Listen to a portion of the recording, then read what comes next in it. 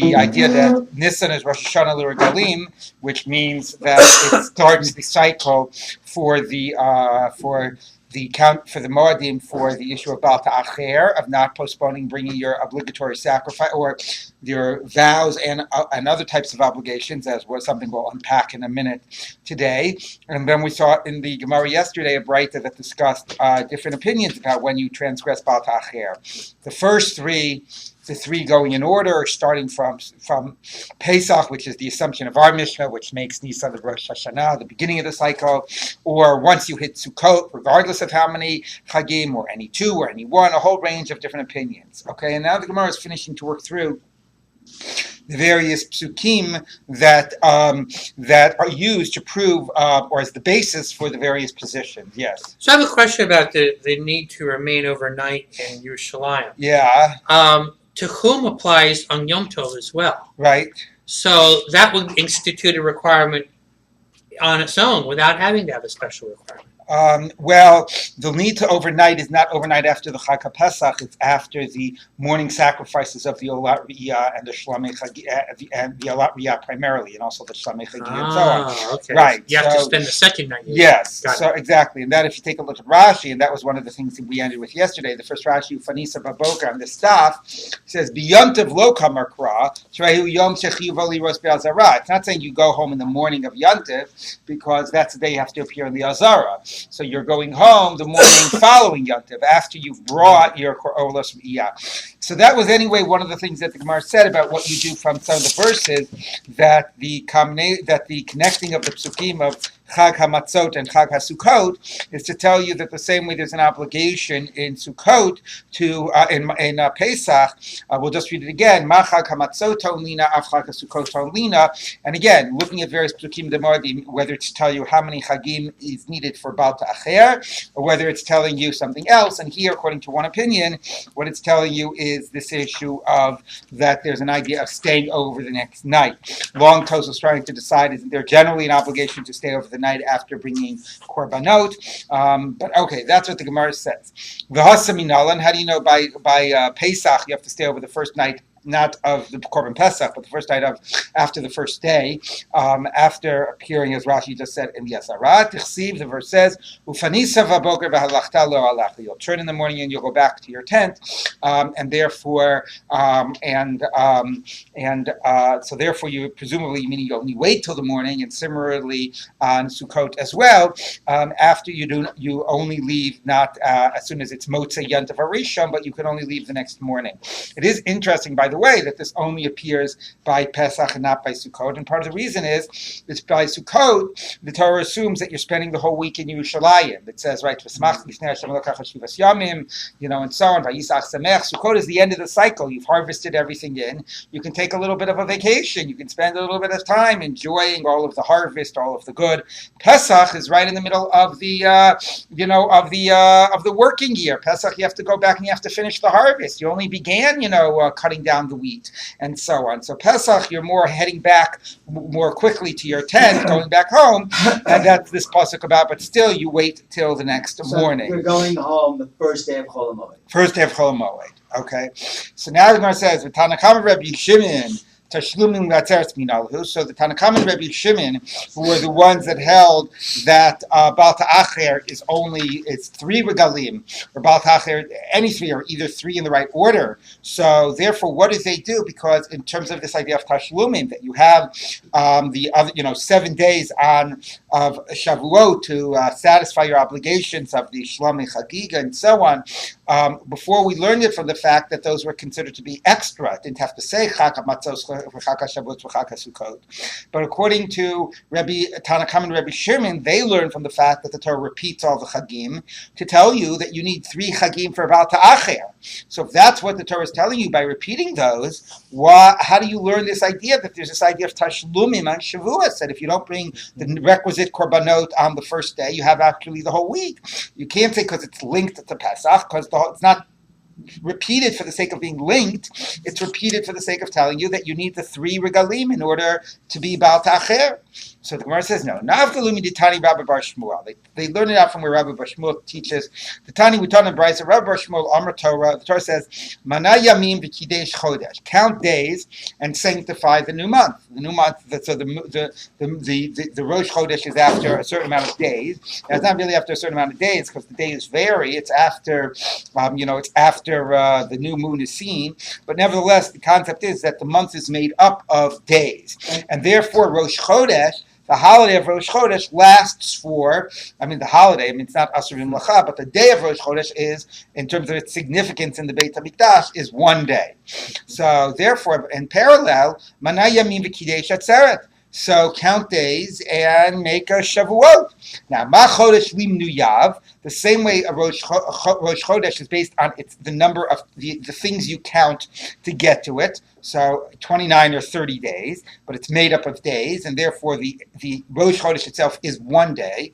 Afatzeres Limnu Yav. So Shavuot goes by the units you count to get to Shavuot.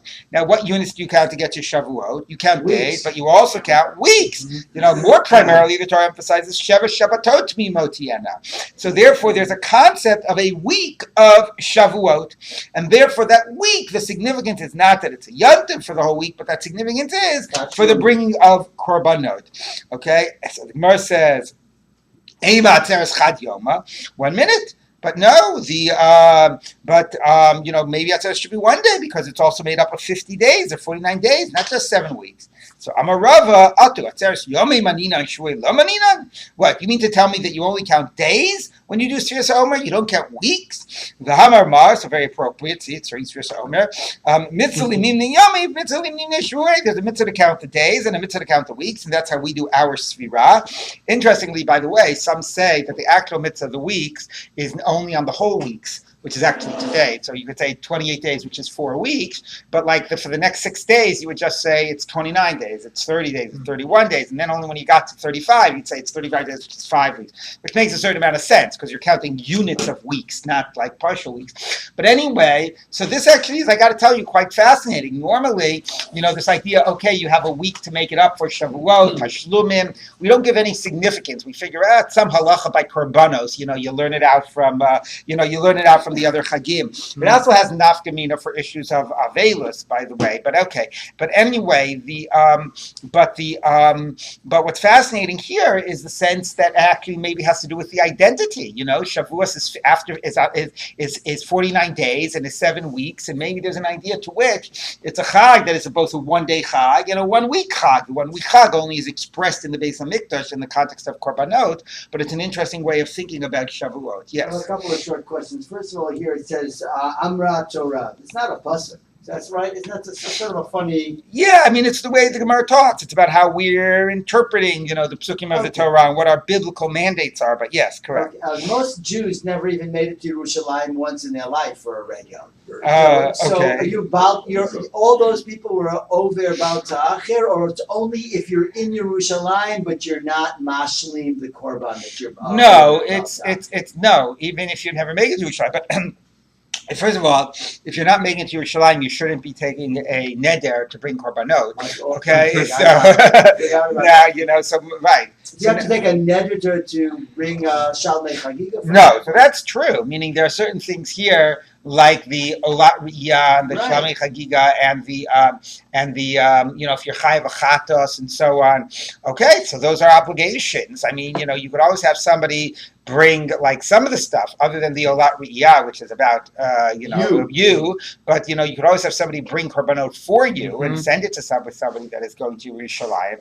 But yes, it is interesting. We'll get to that in a minute. That the psukim are focused completely on satisfying your vows, and the way the Gemara broadens it. It's not limited to vows. It has to do with just obligations, and it's an interesting, weird collection of obligations. So, but it is not about having been in Yerushalayim and having had the opportunity.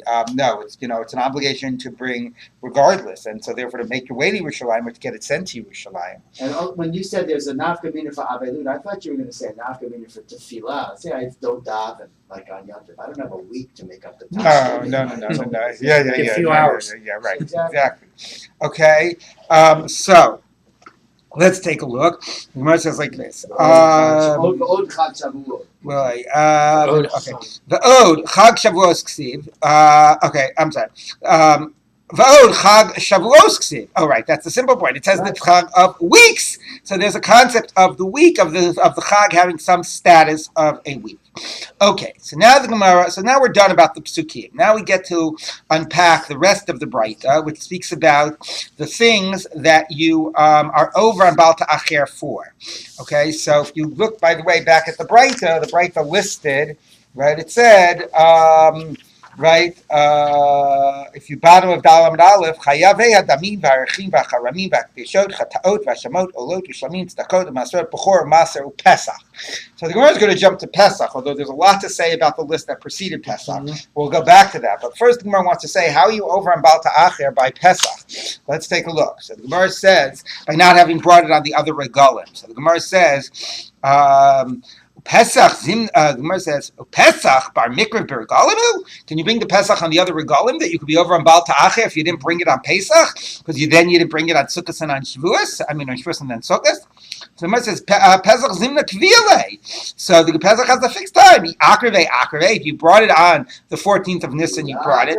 Below akreve, idchile. And if you didn't bring it, it gets pushed off, and you don't bring it anymore. So Amar Rav Chisda. Pesach Kedi Naspa. Fine, Pesach was just quoted for nothing. Meaning, what does that it means we're giving a long list. So it's sort of Kedi means for naught. Means it's sort of like it's what the Gemara will elsewhere call like Shigur Delishna. You're just giving a long list of all your obligations. You got this, and Pesach, and this, and this. Oh, right, I didn't think about Pesach. Pesach actually is not relevant. Fine, take off Pesach. So but it's basically saying it's not taught to teach you anything. It's not, because it was part of a long list of things. So it got quoted in the list of korbanot, but it really doesn't belong there. Rav Shesha says, my Pesach, no. What does Pesach mean? Shlomei Pesach. It means a Shlomim, a Pesach that converted into a Shlomim. If you did not bring your Korban Pesach, you sanctified your animal, and then let's say it got lost, and you had to bring another one for a Korban Pesach, and then you found it. That thing that was a Korban Pesach now has the status of a Shlamim. So that thing has three regalim to be brought. So the Gemara says, Ihachi hainu shlamim. So why do you have to tell it to me? You already told me a shlamim. What do I care what type of a shlamim it is? It's a shlamim. So the Gemara says, no. It tells you a shlamim that had come from a Pesach, that had been a Pesach that had transitioned, that had converted, and it tells you a normal shlamim. I would have thought,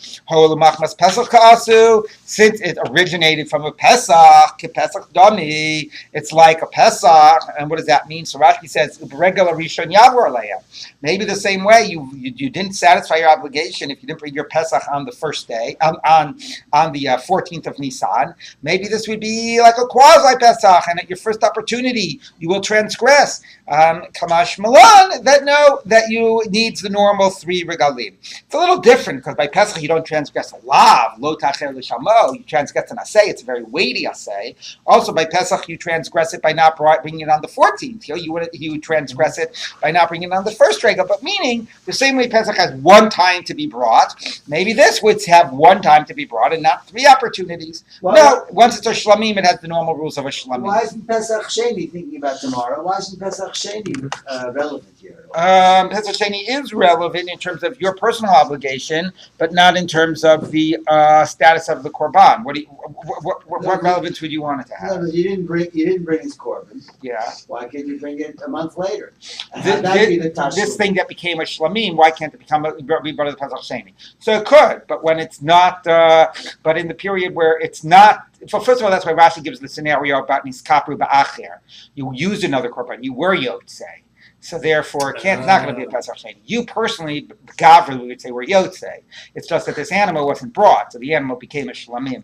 What actually is the story about a Pesach that you missed the opportunity that you didn't bring it, and would it automatically become like korban Pesach? Shlamim, but retain its status of a korban? Yeah, from what I remember, it's discussed in Psachim. I don't remember the specifics of that. Okay, so the Gemara says like this. Okay.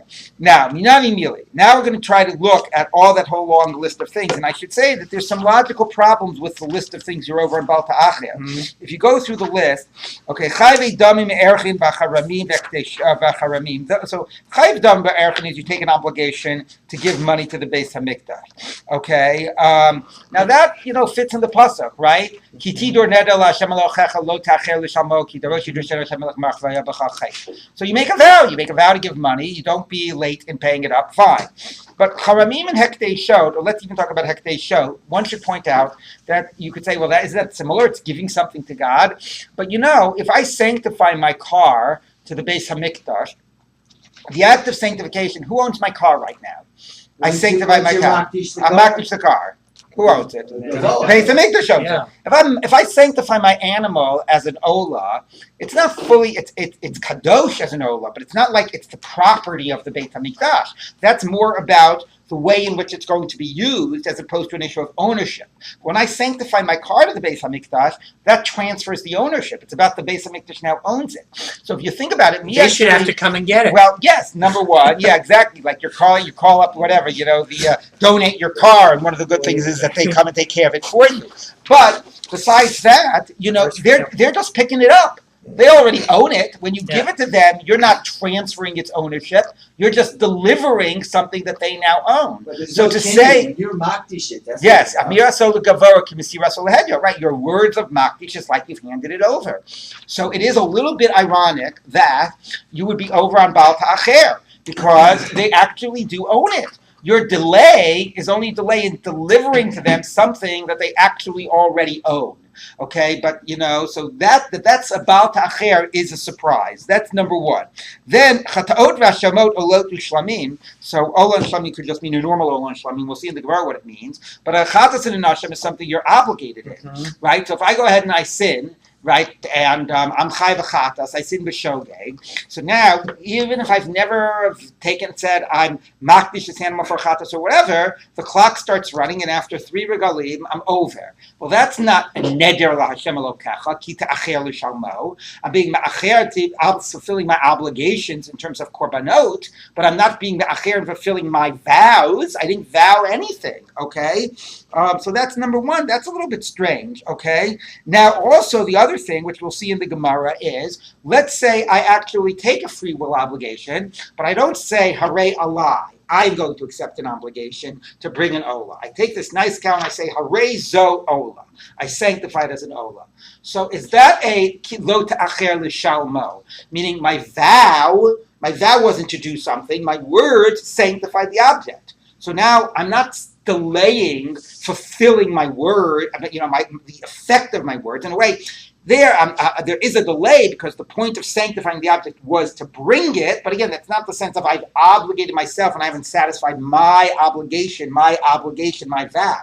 Okay, so there's a couple of chidushim there that, there at least maybe is the easiest one you could say, that once it becomes a korban and the point of a korban is to bring it, it's like I haven't satisfied the purpose of that vow until I've delivered it and brought it as a korban. But I think it's a bigger chiddush to say that's one thing when it's about bringing a korban. It's another thing when I sanctify my car and it's about hektish just coming and picking it up. And it's yet another thing when it's not even an obligation, when it's not even about a vow. It's about a chatas and an asham, just an obligation. And then you get to these other things, tzedakah, ma'asro, bechor, leket, shikhan, peah, which A, aren't to the Beis Hamikdash, and B, some of them aren't a vow, like leket, shikhan, peah, right? You don't even do anything there. It's just, I haven't given my leket, shikhan, peah. Right, leket shikhan peah is stuff you drop in. So tzedakah, at least you could say, comes from a vow, right? Yeah. I make a commitment, a vow to give tzedakah. But how about meiser? How about now meiser? You could say you separate meiser with your words. Your words sanctified as meiser. But leket shikhan peah, that's stuff that I drop that I leave to the aniyim. It's not to the Beis Hamikdash. It's not through a vow. You don't have to give it. To what degree? And you don't even give it. You leave it behind, which we'll talk about. But even if there was something about giving it, so where does that fit into Baal Ta'acher? So what? Any religious obligation I don't satisfy is all of a sudden Baal Ta'acher? So it's a very strange list. So let's take a look, or it's a surprising list, I should say. Let's take a look at the Gemara now. Back to Hammer's back. He does apply it to the distribution of tzedakah. He does. But at least tzedakah makes sense. There's a vow aspect to tzedakah. Let's take a look at the Gemara. Minani Mili. Where does all this come from? Top of Hamlet Bet. The Tana Rabbanan, rabbis taught, Ki tidur neder, when you make a vow, Ein li ela neder, I only know a vow, which you say, I accept upon myself to bring a korban. Nidava minayin, if you sanctify the animal directly, how do you know that it's a Baal Ta'acher issue? Kanemar kan neder, it says here neder, v'nemar lalan, im neder o nidava zevach korbano. Okay, it combines the idea of a neder and a nidava in a different pasuk. Ma'alahala nidava imo, the same way there, neder includes the idea of a nidava. Afkan nidava imo, here too as well. So the chiddush number one, as I've already said, is when you say harei zo olah, your vow is immediately fulfilled. The animal is sanctified. Mm-hmm. So you could say, what do you mean I'm not being ma'acher l'shalem? I sanctified the animal. And destroy. Okay, so there, it's not a huge chiddush because the idea of saying harei zo olah is in order that it be brought. So the ultimate fulfillment of the vow that it be brought has not yet reached its climax, reached its actual full fulfillment. That's chiddush number one. Okay, so that's kidur neder. L'Hashem Elochecha, to Hashem your God. Elu hadamim ha'erechim ha'charimim ve'ekdeshot. These are things that are sanctified to the temple treasury. Erech and net damim, you say, I accept upon to pay myself the value of something, or erech, which is the fixed value in the Torah. Charimim and ekdeshot is you sanctify the object. So again, this is including the idea of, that's, Rashi says, the reason we learn that from L'Hashem Elokecha as opposed to korbanot, where the kohanim get a part of the korban, even in Olah they get the leather and the skin. This is all to God. And that's learned out from the aspect of Hashem Elokecha. But again, the chiddush of Hekdeshot is significant because when you sanctify your car, it now belongs to the Beis HaMikdash. The only thing left to do is to deliver it. But the actual ownership and transfer has occurred, and nevertheless, that's included in Baal Ta'acher. Okay, lo ta'acher l'shalmo, you should not postpone paying it up. Hu velo chilufav, it l'shalmo, but not its substitute. You don't transgress Baal Ta'acher by its substitute. We'll see what that means in the Gemara. The Gemara will unpack that. God will seek it out from you, payment, if you have not done it. This is a chatas and an asham, things that are not coming by a vow, but are coming by kidarosh yidreshenu, by a demand that God makes. So even if it's an obligation and not based on a vow. Now, an olah and a shlamim is generally not an obligation. That's not normally under neder. But Rashi says by olah and shlamim, we're talking about olat riyah and shlamei chagiga. Okay? Now, which is interesting also, right? Because if you don't bring your olat riyah on time, right? So you bring it what? You bring it like next regel? So are you yotze, so I wasn't yotze olah riyah. It's too late to do the mitzvah of Yera'eh kol zechorcha because I wasn't olah for Pesach. But if I go up for Shavuot, right, then I bring 2 olah riyah, so I'm not over on, so I'm not over on the Baal Ta'acher from the olah riyah that I did not bring on Pesach. That's a bit of a strange idea. I think our normal intuition would be that your olah riyah is, the part of the act of being there on Pesach is bringing the olah. If you weren't there, it's over and done with. Okay, so this idea here that there's a type of a Baal Ta'acher by olah riyah is quite interesting, but that's what Rashi reads in here because otherwise he says it's just a normal It's just a normal obligation. It's a normal neder nedava. Okay, but if you take a look, Tosfos raises the issue, right? So Tosfos says Elu chatot v'shamot. So Tosfos says here, we'll just read it from the beginning. Sheni drashim mimcha sharei hem mutalim chova alecha v'olat v'shlamim kon olat riyah v'shlamei chigiga shem chova.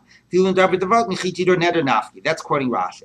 And then he says, V'tema, Shlamim Chagiga V'riyah Zman HaKviluhu, Davar Regel, V'lo Chag, Eno Chai B'ach V'yusah. You don't bring an Olas Riyah or Shlamim Chagiga after the Regel, so how can you be over in Baal Ta'acher? V'im came, the Akrivei, like the Gemara says by Pesach. If you brought in the right time, good. If not, you blew it. But there's no Baal Ta'acher. Shlomer, the Mikomakom Heicha the Hufrishu. He says, if you didn't actually sanctify your olat riyah and you blew it, you weren't up for Pesach, then you no longer have an obligation. But if you sanctified the animal and you didn't bring it, then the animal has a kedusha of a korban, and even though there's no longer a chiyuv of bringing an olat riyah, there's a korban that is sanctified as an olah that has to be brought. Okay, and fine. So that's Tosfos' answer, but again, that's interesting, the idea of Baal Ta'acher by Olat Riyah, but Tosfos is not about your obligation about having sanctified the animal. Okay, so now the Gemara says like this. Rabbi Linzer, yes? This entire like Medrash halacha that's parsing the pasuk here. Yep. Right? Is that all part of the right to know Rabbanan? Yeah, until it we're still up on the Tanu Rabbanan. Like Midrash halacha. This Right. is all the right to the parsing of the pasuk. Yeah. We'll see. You'll see when it ends, but so far we're still in the bright. Okay. So that's the Rosh Hidrushenu, an obligation that is fundamentally not about your vow. But again, at least it's in the world of korbanot. So we're still in korban and hekdesh. We're still in territory that's familiar, at least understandable about being about ta'acher. Now the Gemara continues, or the Braita continues. Hashem Elokecha, ki Hashem Elokecha. God will seek it out from you. Elu tzedakot u'ma'asrot u'bechor. Tzedakah, Maaser, and Bechor. Why is that? Because so Rashi quotes the pasuk because it says by Tzedakos and Maaser it says V'luchat yet tzedakah lifnei Hashem Elokecha, and by the Maaser it says V'chalta lifnei Hashem Elokecha Maasar degan chati v'eshcha v'yitarecha. So we have psukim by Maaser and questioning whether Bechor is in this case or not. Anyway, with the Tzedakah and Maaser that says Hashem Elokecha. Fine, so that's a medrash halacha. But conceptually, where are we going now? Right? Tzedakah isn't something given to God. It isn't about hekdesh. Meiser isn't given to God, Meiser is given to the Leviim or to the Aniyim. Although it is true by Meiser, at least by Meiser Rishon, Meiser Sheni, with the exception of Maaser Ani, the Torah fundamentally emphasizes that it's basically given to God. And then the question is, what does it mean to give it to God? Well, you give it to the Leviim. But right, the Psukim do say, Kol Masah Hart Mizeratz La Hashem Hu. So what does it mean? It's La Hashem. When Avram says, or when Yaakov says, Im Yelokimi Madi, etc. V'chol asher titein li aser asrenu lach. What does asrenu lach mean? Where do you give the mice? What do you put it on the altar? Do you give it to the aniyim? Do you give it to a kohen? So there are different things you can do with it. But the fundamental idea is first that you give it back to God. Okay, so you can understand Meiser, and Meiser is verbal, right? You verbally sanctify the thing, and there's an element of, so there's that element that's similar to a neder. Tzedakah is not in the context of being given to God. Again, though, you could at least say tzedakah still has to do with this verbal aspect. You obligate yourself to make a neder to give tzedakah. Or if you designate money as tzedakah money, it has a type of a kedusha, or a type of a status, which is learned out from the world of trumot and masrot and idarim, etc. So therefore, we're leaving hekdesh, but at least this thing that we're still in is like a neder, things that have a status based on your speech, okay? And that through your speech act actually becomes sanctified. Okay, it's called hafla'an halacha, which is a speak act that changes the status. So now we've included tzedakah and maaser. Okay, me'imach, from you, ze leka chikopeya. And this has got to be the strangest inclusion in this. Okay, so, and Rashi says it's based on the word imach. It says et ha'ani imach. So the idea where the Torah says imach, with you, those poor, those that you have to take care of because they're your brethren and you have that responsibility to them, that's the emphasis of the word me'imach. Here we're learning to say that that's included in Baal Ta'acher. So this is bizarre for two reasons. It's not about hekdesh. It's not about hafla'ah, okay? And therefore, what puts it exactly in this category is not at all, right, clear. Even as I said, something like Maaser Ani, you could say it starts with the idea that it's a tithe that goes to God, but God then tells me to distribute it to the Aniyim.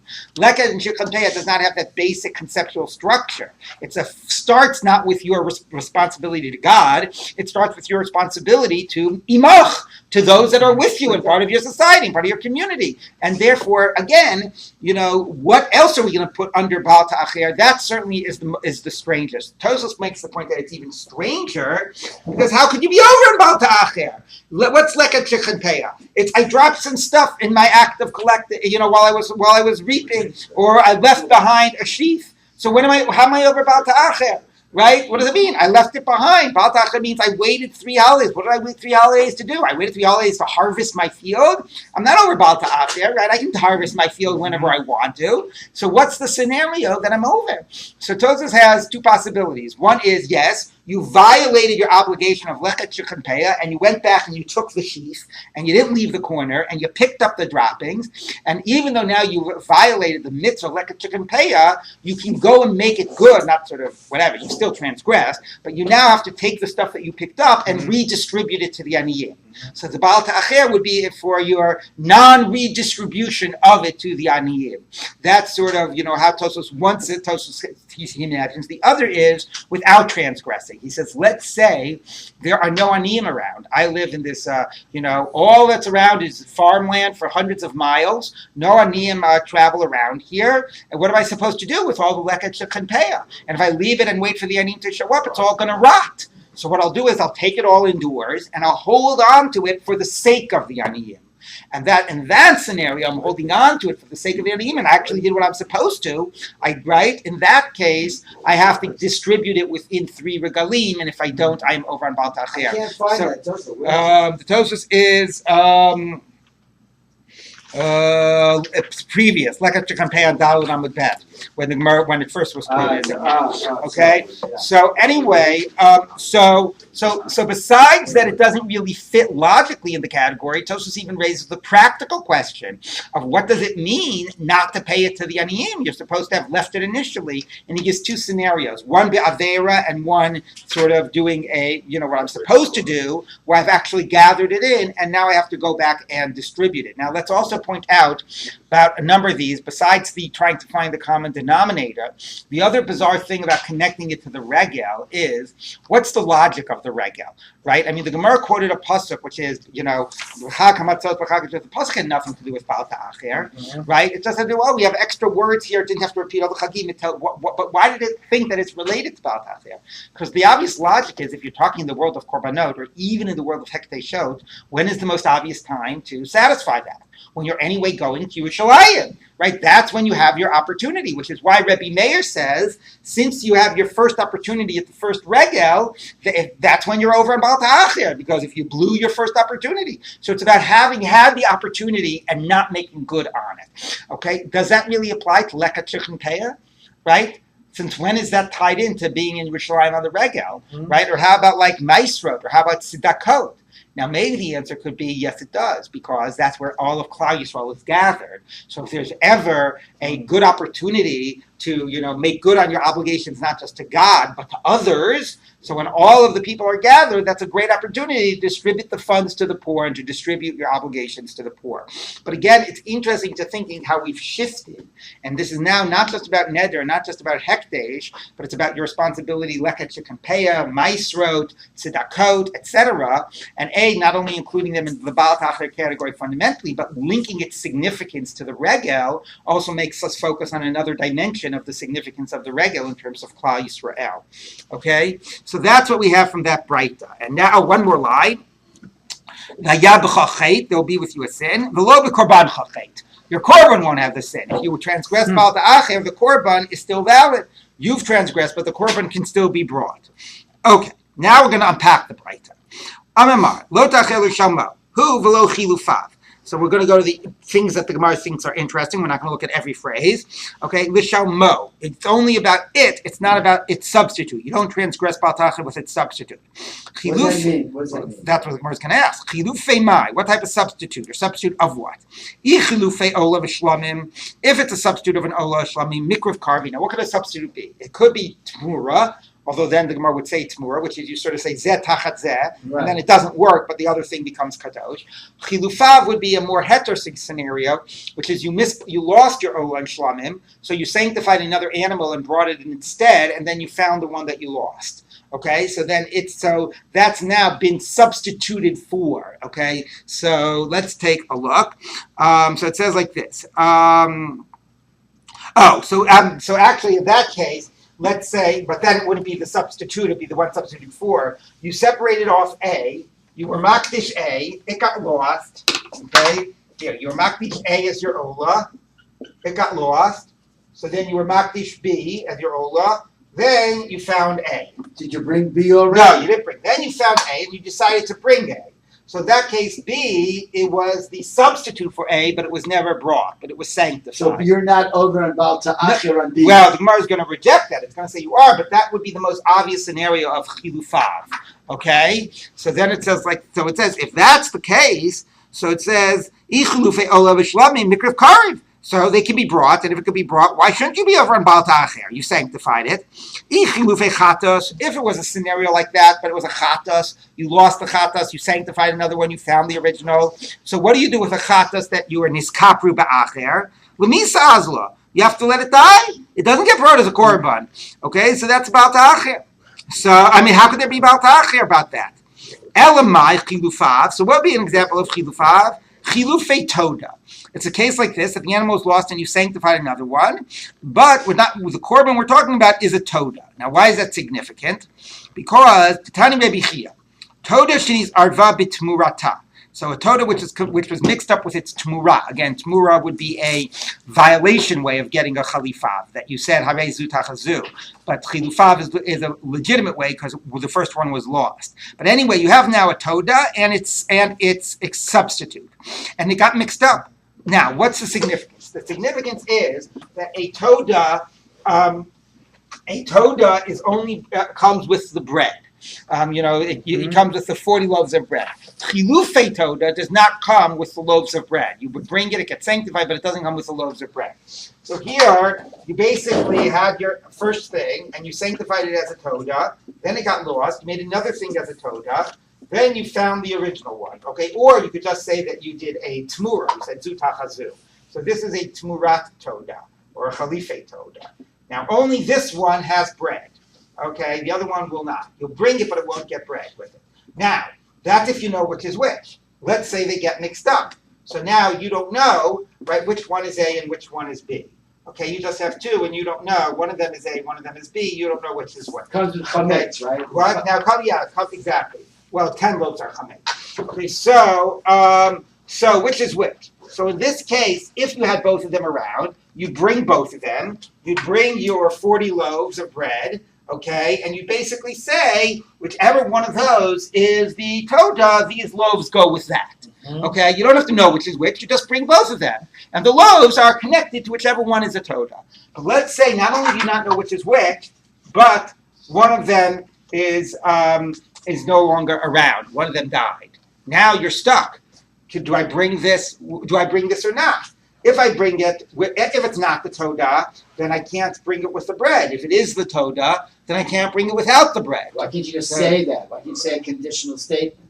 What would the conditional statement be? If this is a toda, then this bread. Because what's the sort of what's the alternative? Well, no, but what's also the significance of the bread? Maybe just a gift. The Kohanim eat the bread anyway, right? It's not burned up, right? The bread's not burned up. They eat it, right? Yeah, but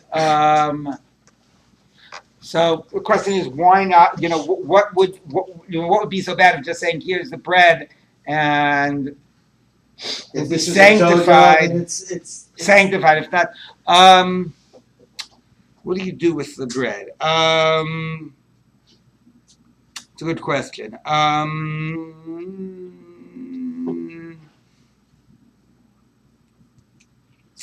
Yeah. We don't have to. Yeah, I'm just thinking. 1 minute. Yeah, I'm not sure. It's a good question. Why you can't sort of bring it b'tnai? All right, I'll have to get back to you on that. But okay. But the assumption is that if you don't know, if you can't be sure that the bread is going to be relevant and connected, you don't bring it. So let's take a look. Titani, okay, where were we? Titani Rabbi Chia, Toda shenisarva b'tmurata umeisa achas mehen chaverta ein la takana. So you can't have anything to do with the one that's left. Hey, what should you do? Bring it with the bread. It's a tmura. I think Charlie is right that the biggest issue would be that since the bread is part of the act of hakrava, it would be a chulin bazar problem. It's not just a stam tanai. But likrava below lechem, bring it without the bread. Okay, so therefore that's the case. That's a chalifei toda, which you can't bring and you're not over about the acher. So the Gemara says 1 minute. If you can't bring it, why do you have to tell me you're not over Baal Ta'acher? It's like the Chatas HaMesa. Of course you're not over Baal Ta'acher. There's no way to bring it. So either you do bring it and you're over on Baal Ta'acher, or you don't bring it and you're not allowed to bring it, and then therefore there's no, of course you're not over on Baal Ta'acher. What is the case that a pasuk had to tell me you're not over on Baal Ta'acher? Either you are, or it's obvious. Okay, so the Gemara says, Amar Rav Sheshes, so says Rav Sheshes, go back to your simple case of something that was sanctified instead of an Ola and Shlamim, and then you found the original. Okay, so you are over in Baal Ta'acher. This is the Korban. What's the issue? So here's the case of Chilufei. Not that it was lost. Here's what it means exchanged. You sanctified an Ola. It's been 2 regalim. It's been Pesach and Shavuos. V'huma, and then it got a blue. And now, if you need to bring this by Sukkot, okay? Right. Now this animal got a mum. The chilulo al acher. So what do? In that case, where it has a mum, you transfer the kedusha. Okay, so you transfer the kedusha. I mean, first, you do it to money, and from money to the other animal, but you transfer the kedusha to another korban. That's what chilulo. Right. The avar alav regal echad, and now the second korban, it now became Sukkot. So what's the story? Have you transgressed Baal Ta'acher? Right? Because this animal, you got the scenario, right? Here's your... It's not the original animal. Right? Here's your Pesach, Shavuot, and Sukkot. Okay? So here's your cow, right? And it's now been, I don't know what that was. Anyway, it's now been 1, 2. If it gets to be Sukkot and you don't bring it, it's Baal Ta'acher. But somewhere here, it got a mum. And you substituted it for a different cow. You sanctified, you transferred it to a red heifer. It's a red heifer. There you go. And now this cow crosses the finish line into Sukkah. Are you over in Baal Ta'acher or not? Is it the same Kiddushan, seen as the same Korban? Or because it's a new animal, you start counting the 3 regalim there? Great question, but why would you be over on Baal Ta'acher anyway? You've made it within the 3 No, you don't. It goes after If you don't bring it on Sukkot. Right, if you don't, assuming you're not. Assuming you don't bring it on Sukkot. You could make chilufin for the ad leolam. If it keeps on getting them wrong. Okay, so it says like this. It says,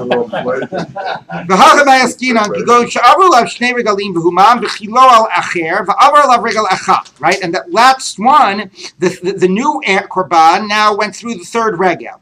I would have thought, since it's a transferred kedusha from the first one, it's like 3 regalim. Kamash malan, that it's not that way. That this animal itself, you have not been over on. Now, by the way, if the person said Hare alai ola, then presumably he would be over, because then the question is, have you satisfied the value made on yourself? But if he said Hare zo ola, then the point is that this animal has not been brought for 3 regalim, then it focuses on the animal. But that's the difference between neder and the davar, no? Yes, exactly. Okay. So the Gemara says like this, Rabbi Meir, so that's a great read of the Breita. Yeah. But that assumes you need 3 regalim, or at least 2, so you have the scenario. Rabbi Meir, the Amar Kivin Shavar Lav Regal Echad, over Baal Ta'acher, Mike Lamemar. Where's your scenario? If it hasn't been the regal yet, then you've and you transfer the kedusha, so it's just 1 regal, like any other thing. If the regal has passed, you've already been over. What's the scenario where exchanging it in the middle might make a difference? So the Gemara says, okay,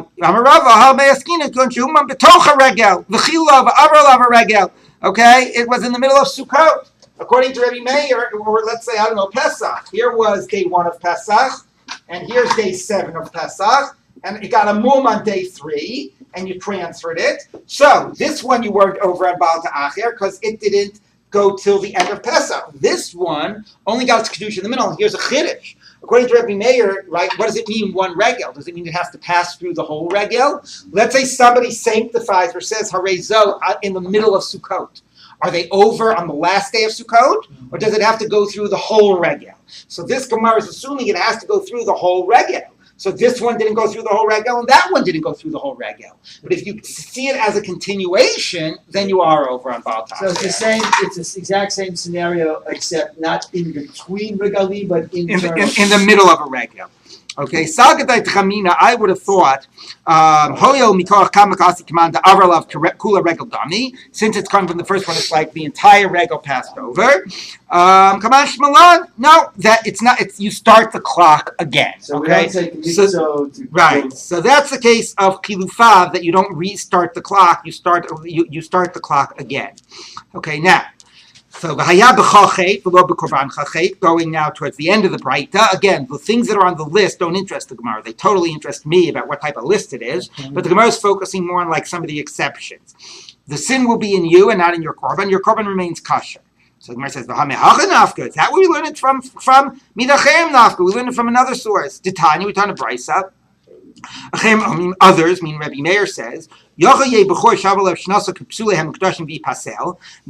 a Bechor is not brought in the first year, right, when it's supposed to be brought, so maybe it becomes invalid. It's like, it's like an animal with a mum.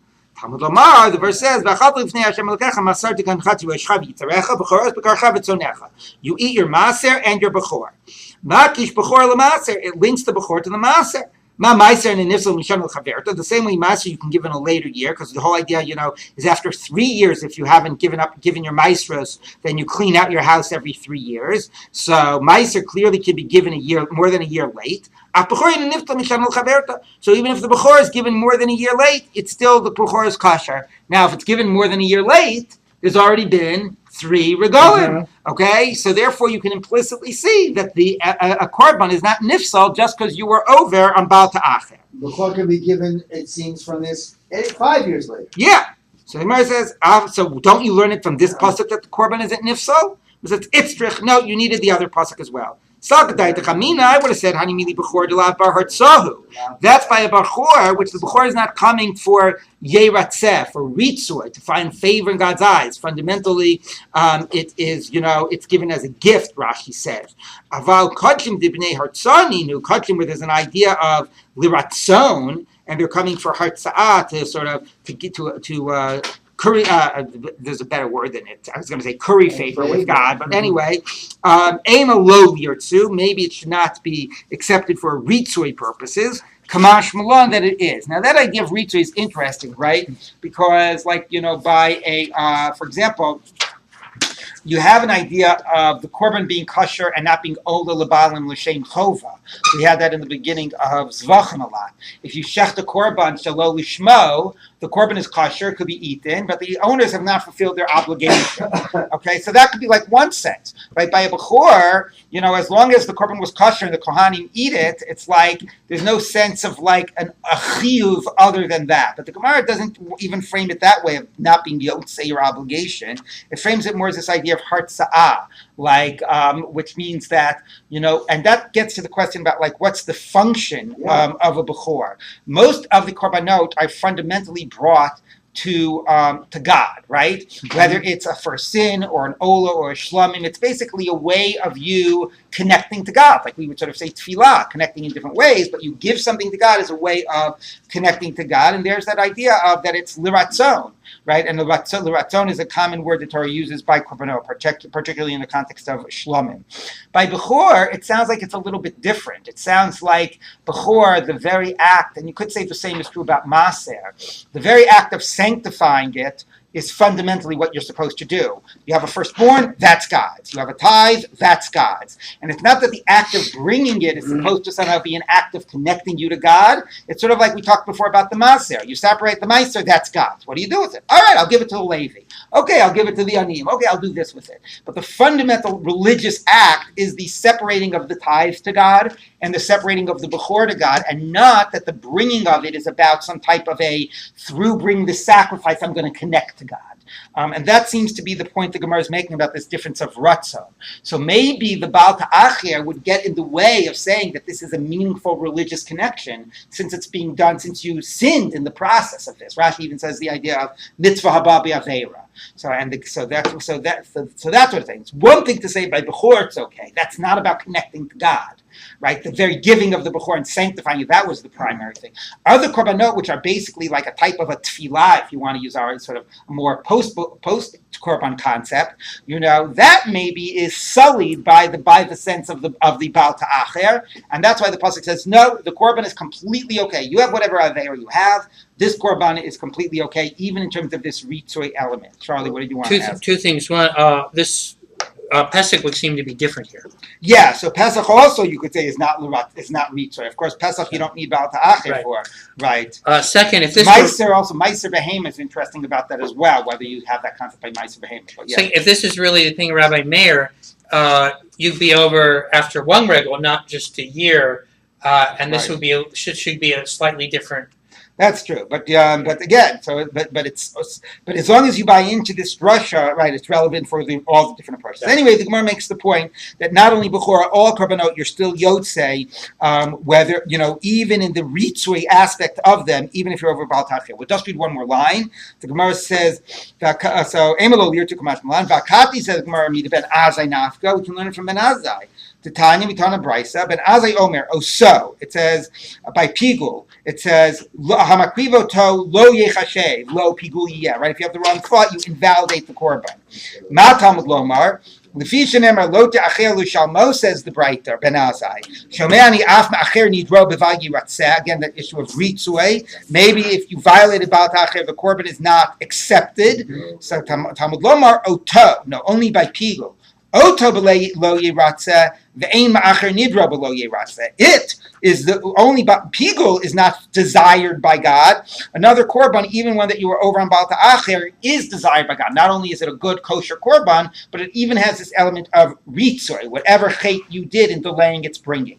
So we will find out tomorrow what the idea is about that v'lo b'korban chait. Since we are now claiming that we already know that concept from other sources, what is that point of saying v'lo b'korban chait?